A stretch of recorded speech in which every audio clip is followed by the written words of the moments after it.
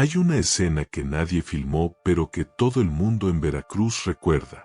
Una mujer llegó al puerto en un vuelo privado, sin publicistas, sin el séquito de 20 personas que suele rodear a alguien de su nivel, sin rueda de prensa, sin comunicado previo, sin nada que anunciara su llegada.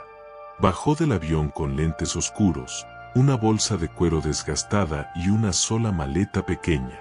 Pidió que la llevaran directamente al malecón.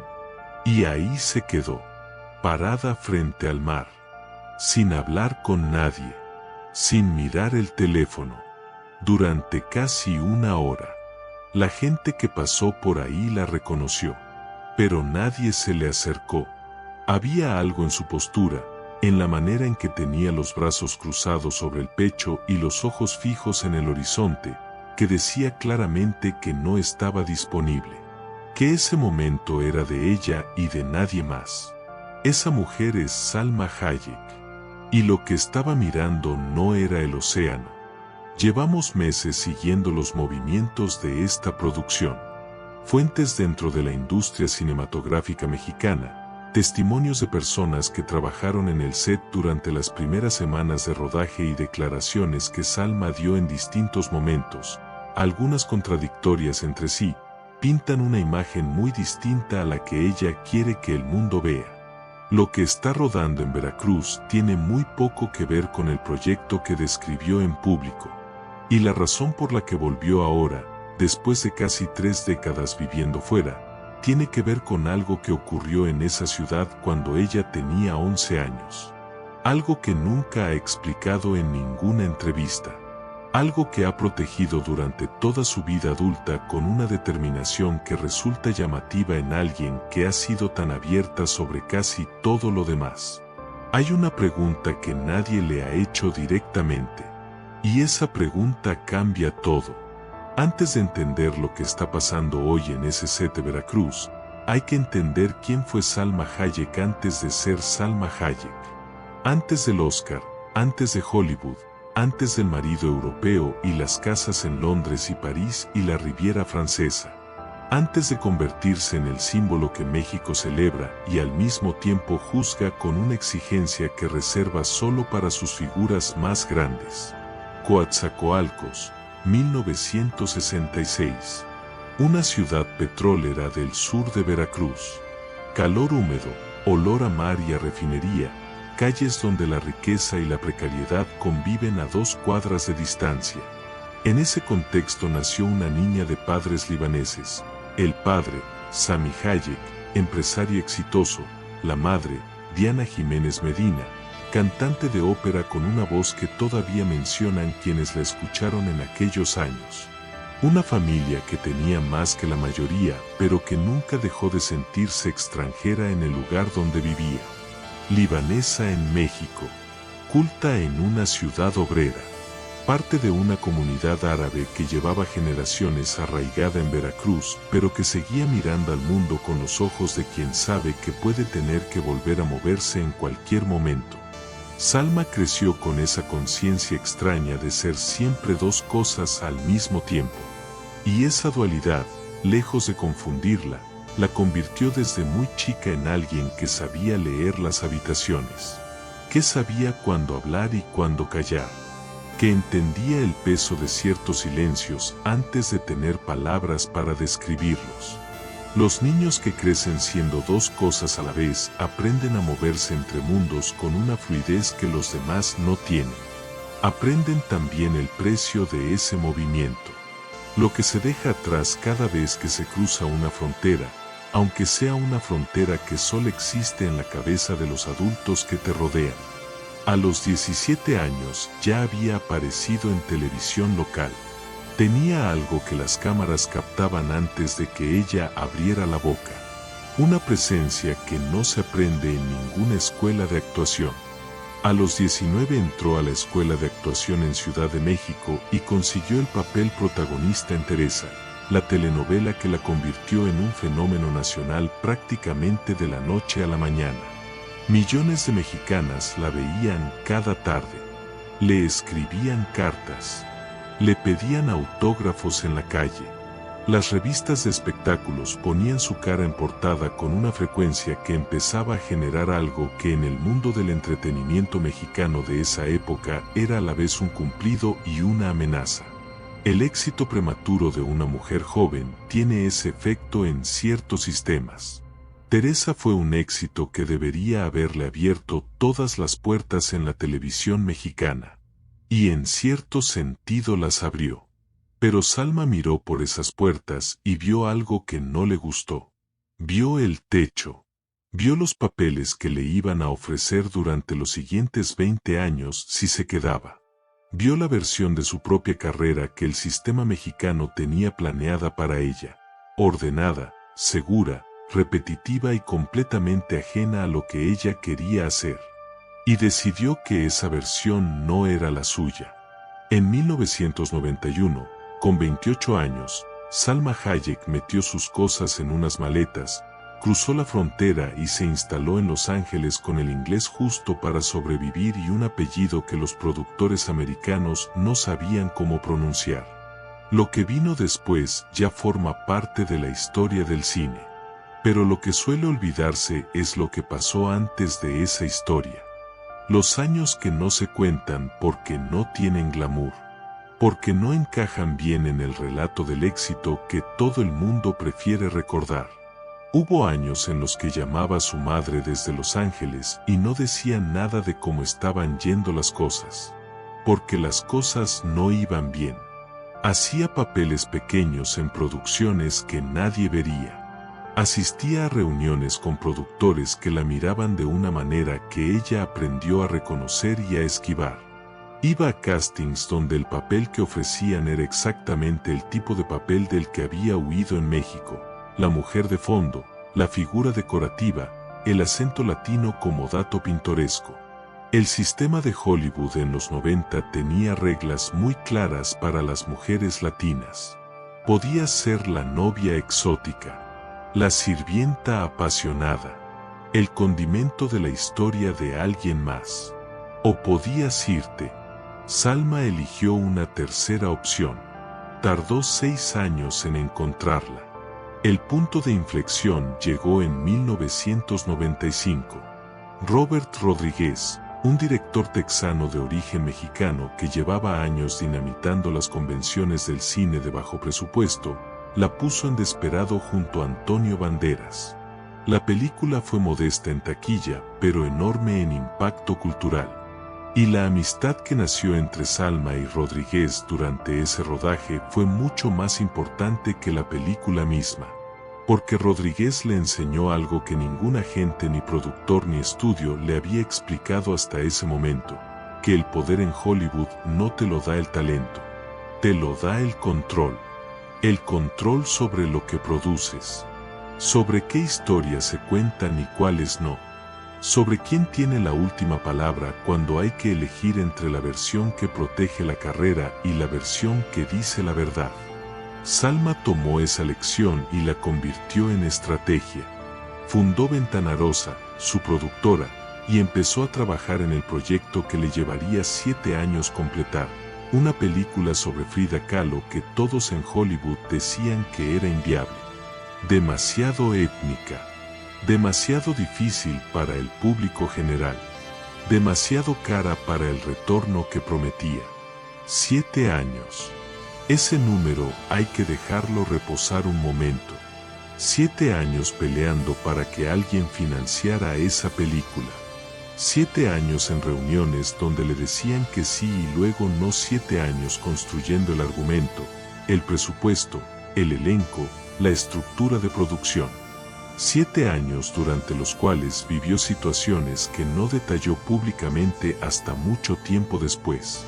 Situaciones que involucraban a personas con mucho poder en la industria y muy pocas escrúpulas sobre cómo usarlo. Salma habló de algunas de esas situaciones en 2017, en un texto que escribió ella misma y publicó en el New York Times. En ese texto describió años de acoso por parte de Harvey Weinstein, el productor más poderoso de Hollywood en aquella época, que supuestamente intentó sabotear la producción de Frida porque Salma no cedía a sus presiones. Describió amenazas. Presiones sostenidas en el tiempo. La sensación de estar construyendo algo importante mientras alguien con el doble de recursos intentaba desmantelarlo.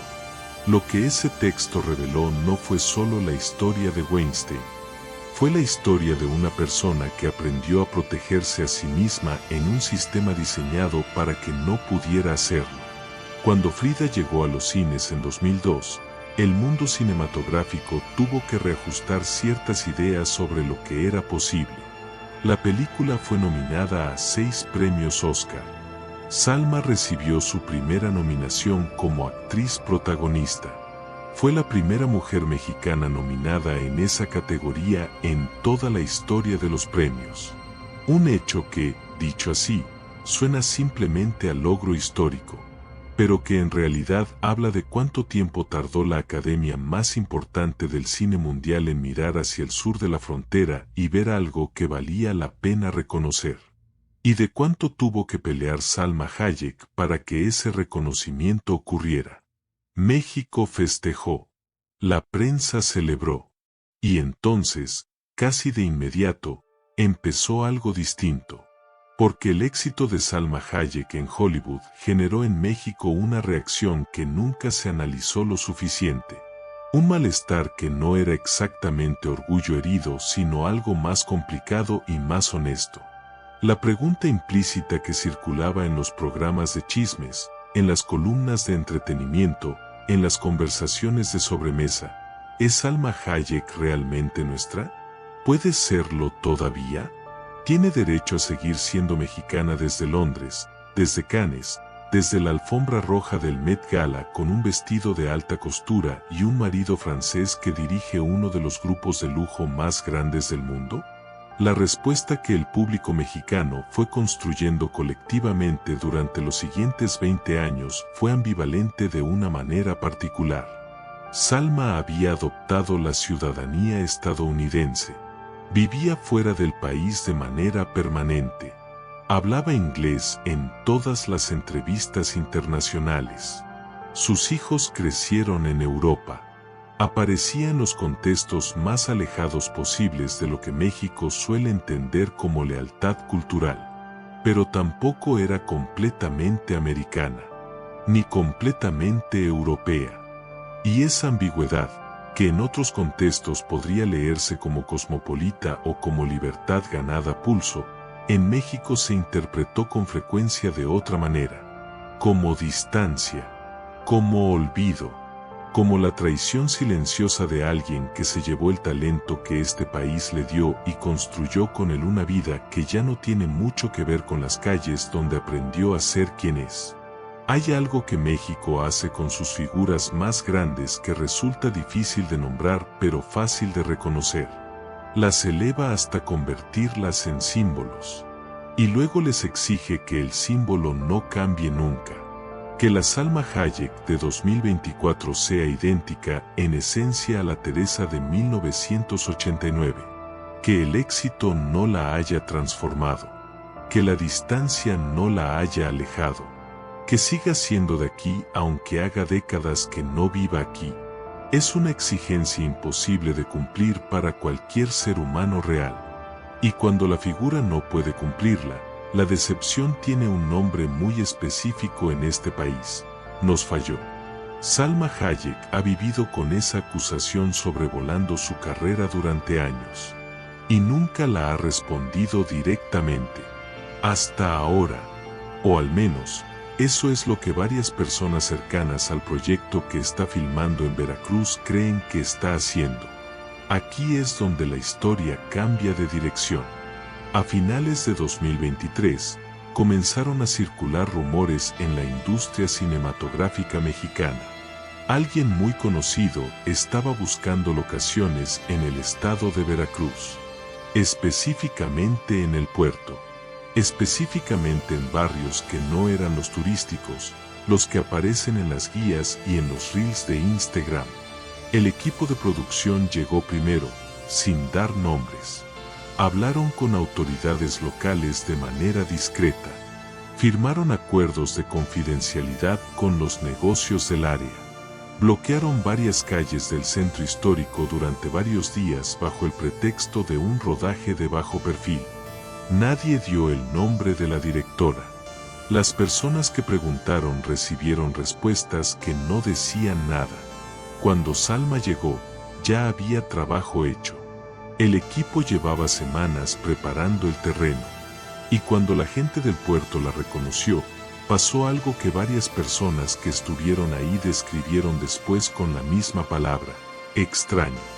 Nadie sacó el teléfono para fotografiarla. Nadie gritó su nombre. Los que la vieron en esas primeras horas describieron todos una sensación similar. La de alguien que no quería ser encontrada, sino que quería encontrar algo. Un productor que prefiere no ser identificado y que tuvo acceso al set durante los primeros días de rodaje dio una descripción que resultó difícil de olvidar. Dijo que el ambiente en ese set no se parecía a ningún rodaje que él hubiera visto antes. Que había una tensión que no era de trabajo, que era de algo personal. Algo que el equipo técnico sentía en el ambiente pero no sabía nombrar y por eso no hablaba de ello. Dijo también que Salma llegaba al set cada mañana antes que nadie, que caminaba sola por las locaciones antes de que llegara el equipo, como reconociendo el espacio, como buscando algo dentro de él. Lo que se ha filtrado sobre el argumento de la película ha llegado en fragmentos. Y los fragmentos no encajan del todo entre sí, lo cual es en sí mismo un dato significativo. La descripción oficial que Salma dio en la única entrevista donde habló del proyecto fue vaga de una manera que pareció deliberada. Dijo que era una historia sobre el regreso. Una historia ambientada en el Veracruz de los años 70. Con una protagonista que vuelve a un lugar que creía haber dejado atrás para siempre. Dijo eso y no dijo mucho más. Cuando la periodista intentó profundizar, Salma cambió de tema con la habilidad de alguien que lleva décadas manejando entrevistas y sabe exactamente hasta dónde quiere llegar. Pero personas que estuvieron en el rodaje describen escenas que no encajan bien con una historia de ficción pura. Escenas filmadas en locaciones muy específicas que no tienen valor cinematográfico evidente ni interés turístico. Una casa particular en un barrio residencial de clase media que estuvo bloqueada durante 4 días consecutivos. Un mercado popular en una avenida del centro donde rodaron de madrugada, entre las 2 y las 5 de la mañana, con un equipo reducido al mínimo. Un parque infantil en una colonia que no aparece en ninguna guía de Veracruz y que estuvo cerrado al público durante toda una semana. Esas locaciones tienen algo en común que al principio nadie relacionó. Son lugares que existían exactamente igual en los años 70. Que el paso del tiempo no ha cambiado lo suficiente como para que alguien que los conoció entonces no los reconociera ahora. Son el tipo de lugares que una persona elige no porque sean interesantes en términos de producción, sino porque guardan algo. Un recuerdo, una conversación, un momento que ocurrió ahí y que no ocurrió en ningún otro lugar del mundo. Pero hay algo más en esas locaciones que no encaja con una producción convencional. El equipo de arte recibió instrucciones de no modificar nada. De rodar las calles tal como estaban, sin decorados adicionales, sin atrezo que alterara el aspecto original de los espacios.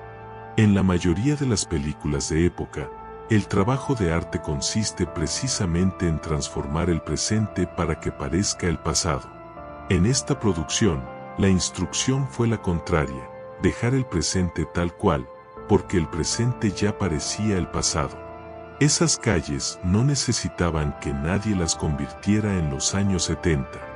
Ya lo eran. Y Salma lo sabía antes de llegar, porque las había visto en los 70. Y luego está el cementerio. El día antes de que comenzara la filmación de lo que fuentes internas describen como la escena central del proyecto, Salma llegó a un cementerio en las afueras del puerto. Llegó sola, sin cámara, sin miembros del equipo, Un chofer la llevó hasta la entrada y esperó en el coche. La vio entrar. Estuvo adentro más de 40 minutos. Cuando salió, el chofer describió después que parecía diferente.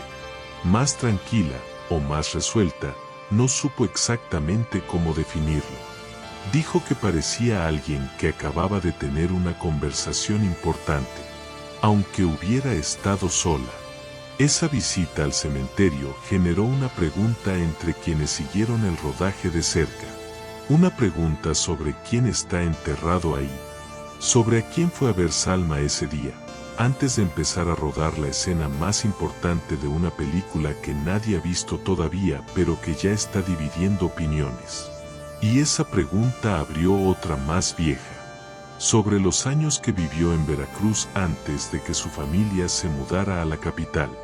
Sobre algo que, según personas que la conocieron en esa época y que han hablado con distintas fuentes a lo largo de los años, ocurrió cuando Salma tenía alrededor de 11 años. Algo que la marcó de una manera profunda y que nunca explicó públicamente. Nunca en ningún foro, en ninguna entrevista, en ningún libro de memorias, en ninguna conversación que haya trascendido más allá del círculo más íntimo. Los contornos de lo que se sabe son imprecisos y hay que ser cuidadosos al hablar de esto, porque se trata de versiones y rumores que han circulado durante años sin confirmación directa. Hay versiones distintas que circularon entre personas del entorno familiar y del ámbito artístico veracruzano. Lo que varias de esas versiones tienen en común es la figura de alguien muy cercano a Salma que murió de manera inesperada durante esa época de su infancia. Alguien cuya ausencia, según estas versiones, fue uno de los factores que aceleró la decisión de la familia de abandonar Veracruz y trasladarse al centro del país. Un duelo que se procesó en privado, sin hacer ruido, de la manera en que ciertas familias procesan las cosas que duelen demasiado para hablarlas en voz alta. Salma nunca ha hablado de esto. Ninguna vez.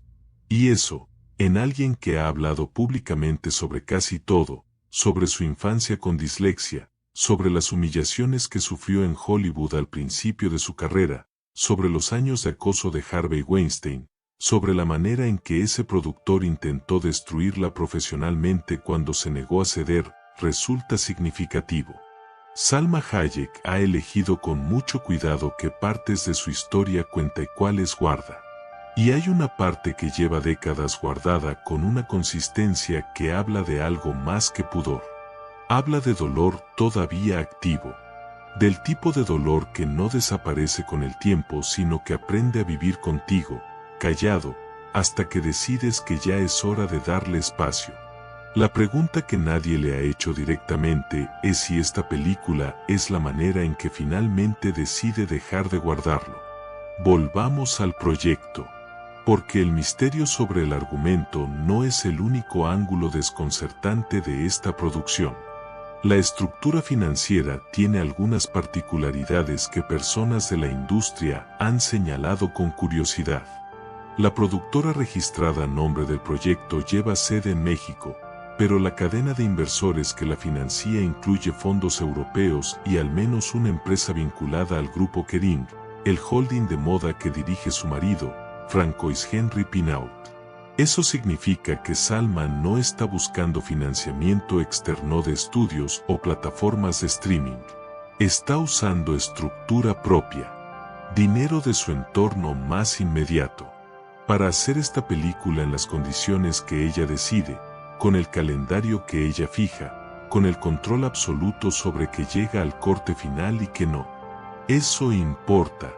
Porque cuando un estudio pone el dinero, también pone condiciones. Pone fechas de entrega y presupuestos ajustados y notas creativas y exigencias de marketing. Cuando el dinero es tuyo, puedes rodar 40 minutos de material sin equipo y nadie te pregunta qué estás haciendo. Nadie te envía un email al día siguiente pidiendo explicaciones. Nadie revisa los brutos antes de que tú decidas qué quieres hacer con ellos. Y Salma hizo exactamente eso. Fue un martes por la tarde. El equipo estaba preparando una secuencia en exterior, ajustando la iluminación, revisando el encuadre, haciendo el trabajo técnico de siempre. Y entonces Salma pidió que pararan todo. Mandó al equipo técnico a descansar.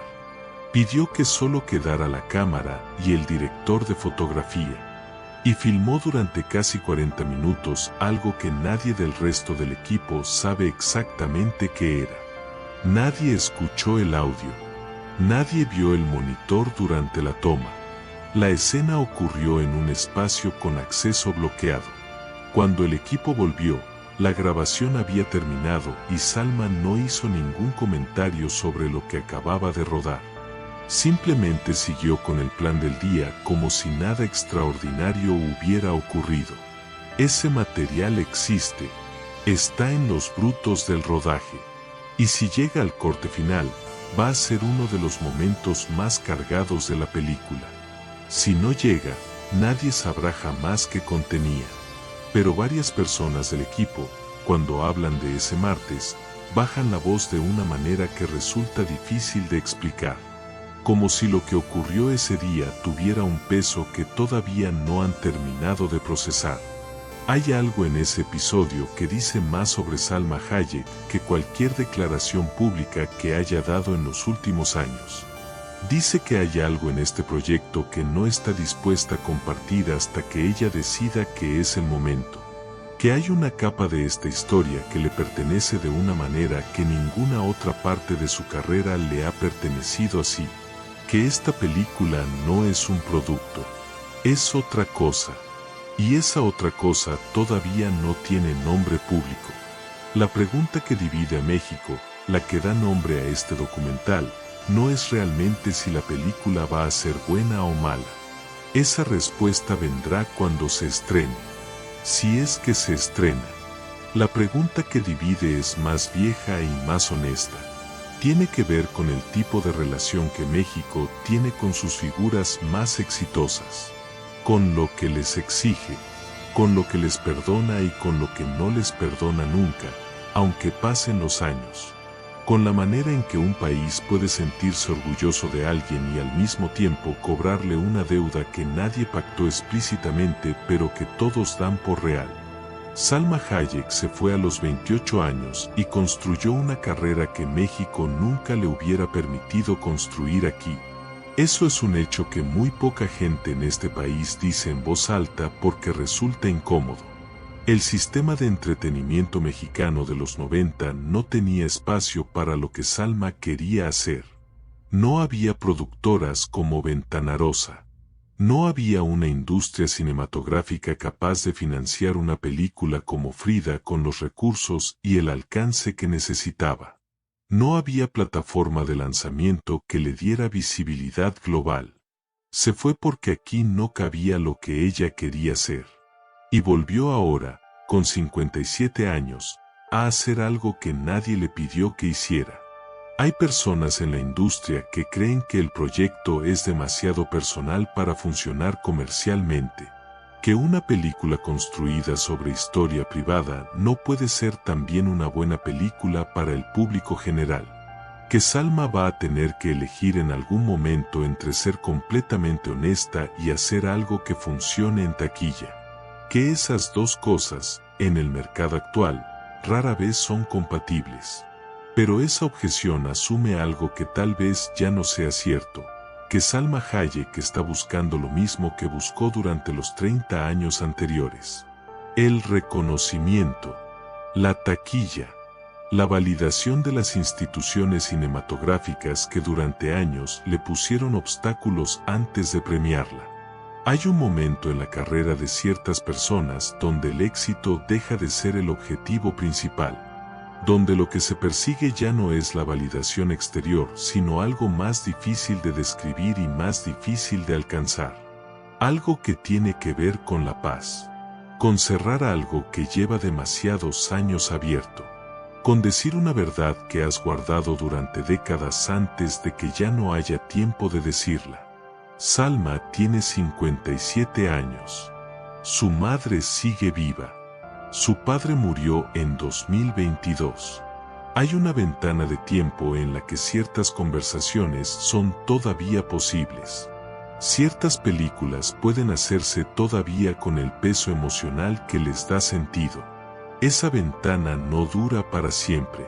Y la sensación que transmiten varias personas del equipo, sin poder articularla del todo, es que Salma lo sabe con una claridad que le da al rodaje una urgencia que nadie del exterior termina de entender. Hay algo más que circuló entre personas del entorno de la producción durante las primeras semanas de rodaje. En algún momento de ese periodo, alguien del equipo le preguntó a Salma cuándo calculaba que estarían listos para la primera proyección. Y ella respondió algo que no sonaba a respuesta de productora ni a respuesta de estrella internacional acostumbrada a manejar calendarios apretados y compromisos con distribuidoras. Dijo que cuando estuviera lista. Esas 4 palabras dicen todo sobre el estado mental de alguien que ha manejado algunas de las producciones más complicadas del cine de las últimas 3 décadas. Alguien que conoce el precio de cada día de rodaje, que ha peleado presupuestos durante años, que sabe mejor que nadie lo que cuesta el tiempo cuando hay financiadores esperando resultados. Esa persona no dice eso si está haciendo una película como cualquier otra. Lo dice cuando está haciendo algo que va más allá de la película en sí, algo que empezó mucho antes de que llegara el equipo a Veracruz. Algo que lleva 40 años esperando el momento adecuado para ser contado.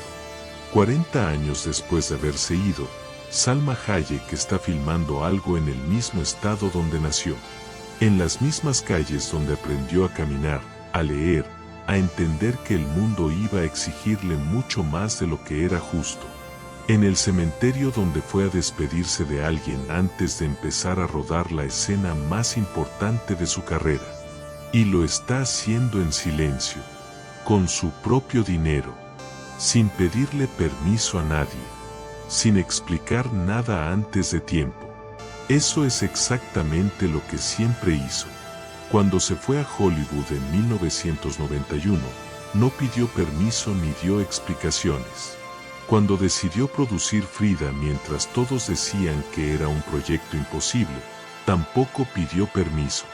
Cuando habló públicamente sobre Harvey Weinstein en 2017, lo hizo cuando ella estuvo lista, a su ritmo, en sus términos, con las palabras que ella eligió, no las que le sugirieron sus asesores de comunicación. La película de Veracruz es lo mismo, y eso es exactamente la razón por la que México está dividido. Porque hay una parte de este país que quiere que Salma regrese de la manera en que ellos imaginan que debería regresar, con declaraciones de amor al terruño, con entrevistas en programas de televisión donde hable de cuánto extrañó esto y cuánto le alegra estar de vuelta, con el guión conocido del hijo pródigo que reconoce públicamente que afuera no era lo mismo y que México siempre fue su verdadero hogar. Con lágrimas si es posible, con alguna frase sobre las raíces que sirva de titular, con la performance completa del regreso que este país sabe reconocer y premiar. Y hay otra parte, más silenciosa pero presente, que entiende que Salma Hayek nunca fue ese tipo de persona. Que la mujer que bajó del avión sin séquito y se fue directamente al malecón a quedarse una hora parada frente al mar no está aquí para cumplir ningún guión que otros hayan escrito para ella. Que lleva toda la vida negándose a hacer eso. Que cada vez que México le tendió un guión ajeno, lo tomó, lo leyó y lo dejó sobre la mesa. Está aquí para terminar el suyo. Y cuando la película se estrene, si es que se estrena, habrá un momento en que las luces de la sala se apaguen y esa imagen aparezca en pantalla. Los 40 minutos que rodó sola con el director de fotografía en una tarde de martes mientras el equipo descansaba afuera. El material que nadie del set vio en tiempo real. La escena que eligió guardar durante meses antes de mostrársela a alguien. La verdad que fue a buscar al cementerio el día antes de empezar. En ese momento México va a tener que decidir qué hace con lo que ve. Si lo recibe como el regreso que esperaba durante décadas, o si acepta que lo que Salma volvió a traer es algo distinto. algo que no encaja en ninguna de las categorías que el país tenía preparadas para ella. Algo más íntimo, más incómodo, más real. Esa pregunta lleva meses abierta y tiene más capas de las que se pueden agotar en un solo video. Cada respuesta genera una pregunta nueva. Cada detalle que sale a la luz hace que los anteriores tengan un significado diferente. Esa es la naturaleza de las historias que todavía no terminaron. Los créditos de esta producción esconden nombres que dicen mucho sobre lo que Salma Hayek está construyendo realmente, sobre las personas que eligió tener cerca para hacer esto, sobre las decisiones que tomó antes de volver que explican por qué está aquí ahora y no antes. Esa es la siguiente pieza. Y cuando la tengas completa, esta historia va a tener un sentido diferente al que tiene ahora. Activa las notificaciones, porque cuando publiquemos esa segunda parte, no vas a querer enterarte tarde.